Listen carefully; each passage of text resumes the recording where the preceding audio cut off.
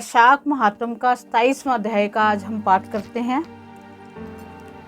मैथिल कहने लगे कि वैशाख मास में कौन सी तिथियां अत्यंत पुण्यकारक हैं, उसमें क्या क्या दान करना चाहिए और किसने इनको प्रख्यात किया।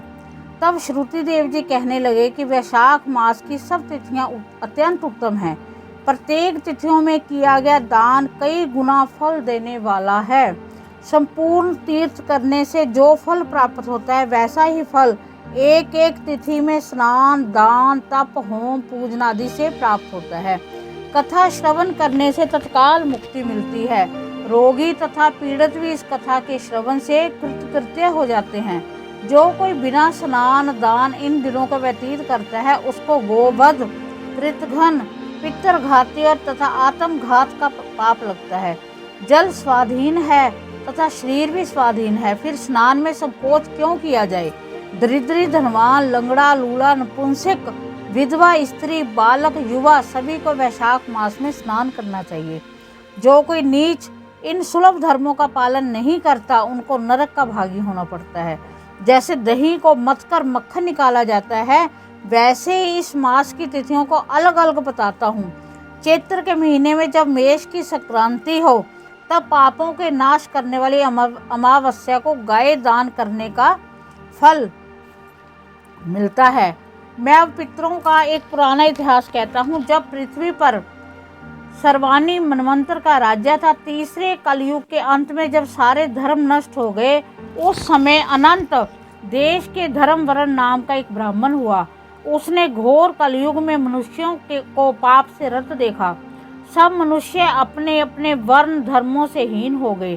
तब वह ब्राह्मण महात्माओं के संयज्ञ देखने के लिए पुष्कर क्षेत्र गया।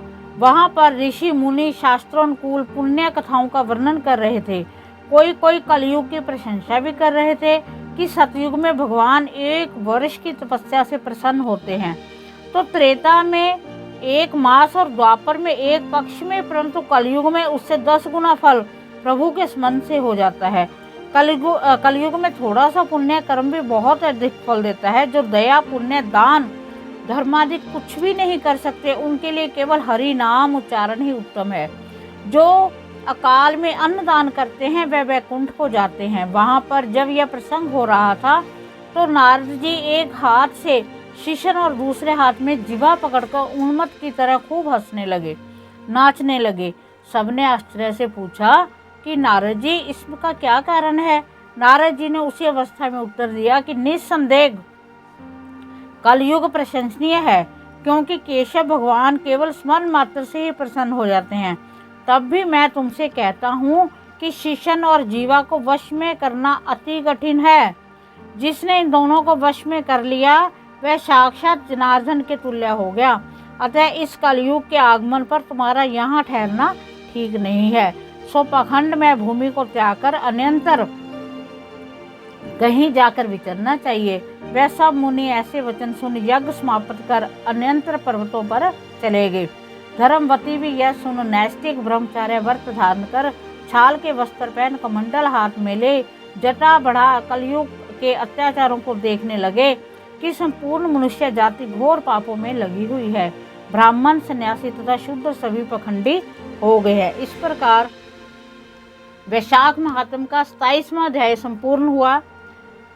इसमें कहा गया कि कलयुग में अगर कोई दान तो चलो करो, बहुत अच्छी बात है। अगर अकेला कोई हरि का नाम, भगवान विष्णु का नाम, जो जिस इष्ट को मानते उनका नाम ही ले लिया तो उसका भी आपको बहुत फल मिलेगा। भगवान सब पर कृपा करें, अपना आशीर्वाद बनाए रखें।